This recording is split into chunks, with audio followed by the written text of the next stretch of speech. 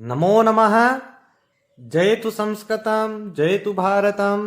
मित्राणि भवतां सर्वेषां हार्दं स्वागतम् अभिनंदनं वर्तते संस्कृत कक्षायां। आज के इस वीडियो में साथियों हम पढ़ने वाले हैं हल संधि। हल संधि में ष्टुत्व संधि के बारे में आज हम पढ़ेंगे। तो क्या है ये ष्टुत्व संधि, कहाँ पर होती है, इसके बारे में आज हम इस वीडियो में जानने वाले हैं। तो बिना किसी देरी के आज के इस पाठ की हम शुरुआत करते हैं। यदि आप चैनल पर नए हैं तो चैनल को सब्सक्राइब करना ना भूलें, वीडियो को लाइक करना ना भूलें और अपने साथियों तक वीडियो को शेयर अवश्य करें।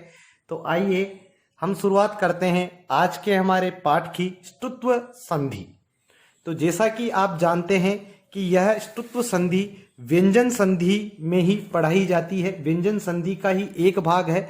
व्यंजन संधि के बारे में जब हमने पढ़ा, यदि आपने व्यंजन संधि और उसके प्रकार के बारे में यदि नहीं पढ़ा है, यदि इसके बारे में आपका परिचय नहीं है, तो आप आई बटन में वीडियो दिया है, आप उसे वहां पढ़कर आप उसे वहां देख सकते हैं। तथा व्यंजन संधि यानी हल संधि के प्रकार के बारे में वहां बताया है कितने प्रकार हैं। तो हमने जब व्यंजन संधि के बारे में पढ़ा था तो वहां पर व्यंजन संधि का प्रकार देखा था। 10 प्रकार से हमने व्यंजन संधि को विभाजित किया था। ष्टुत्व संधि, ष्टुत्व संधि, जरित्वम, चतुर्वम, छत्वम, पूर्वसवर्णः, परसवर्णः, अनुस्वारः, आगम विशेषः, रुत्वम।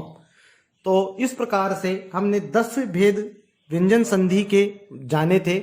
उसमें से आज हम ष्टुत्व संधि के बारे में यहाँ पढ़ने वाले हैं। ष्टुत्व संधि, तो यह संधि क्या है, इसका सूत्र क्या है। तो ष्टुत्व संधि जिसके बारे में व्याकरण शास्त्र में जो सूत्र है वह है ष्टुना ष्टुः। ष्टुना ष्टुः, इस सूत्र का क्या अर्थ है, क्या व्याख्या है, इसकी क्या परिभाषा बनती है, तो इसके बारे में आप पहले जान लीजिए। ये कहता है कि स या त वर्ग के पहले, स या त वर्ग के पहले या बाद में यदि स या ट वर्ग आ जाता है तो स का श और त वर्ग का ट वर्ग बन जाते हैं। यही ष्टुत्व संधि कहलाती है। जिस प्रकार से आपने ष्टुत्व संधि पढ़ी थी, ष्टुत्व संधि में हमने वहां पर देखा था कि स का श हुआ था और त वर्ग का च वर्ग हुआ था।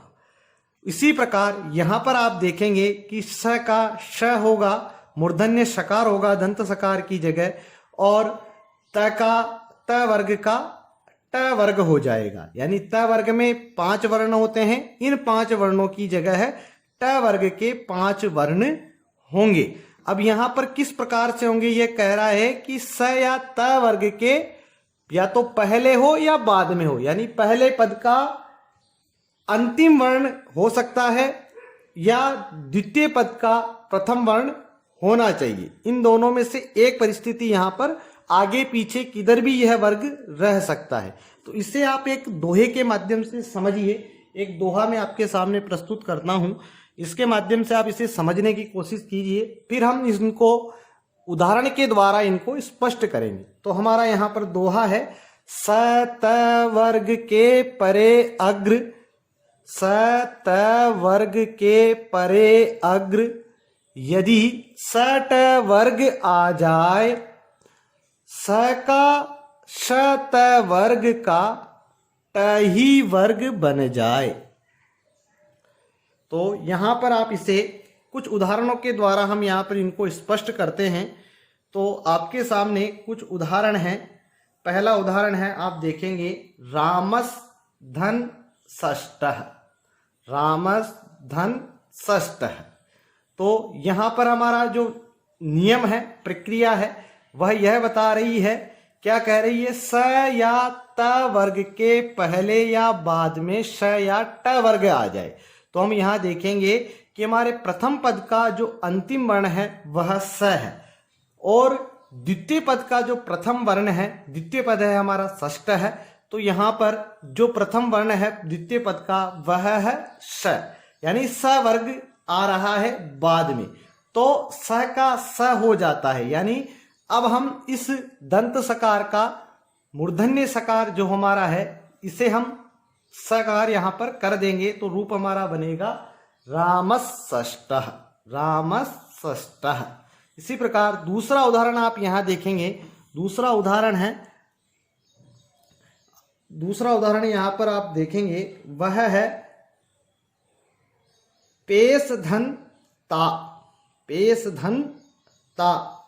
तो यहां पर आप देखेंगे कि जो प्रथम पद का अंतिम वर्ण है वह है स और द्वितीय पद का जो प्रथम वर्ण है वह है त।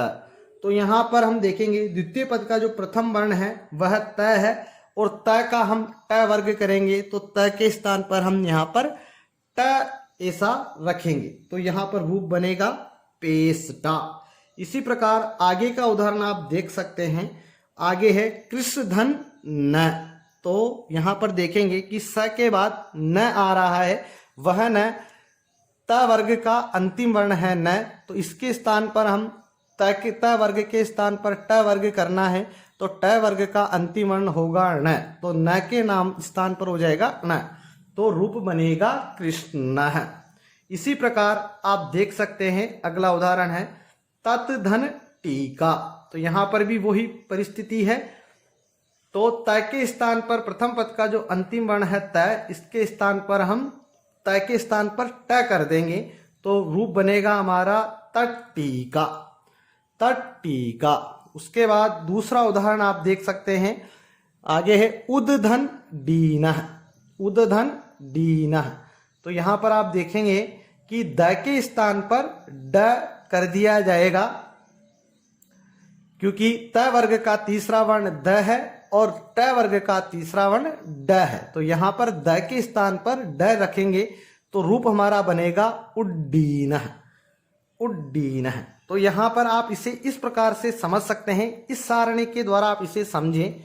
यदि स होगा तो श हो जाएगा, त होगा तो ट हो जाएगा, थ के स्थान पर ठ हो जाएगा, द के स्थान पर ङ हो जाएगा, ड हो जाएगा, द के स्थान पर ड हो जाएगा, ध के स्थान पर ढ हो जाएगा और न के स्थान पर न हो जाएगा।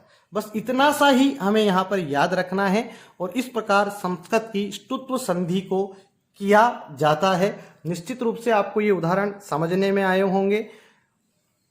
फिर मिलेंगे नए वीडियो में। जय तु संस्कृतम, जय तु भारतम। भारत माता की जय।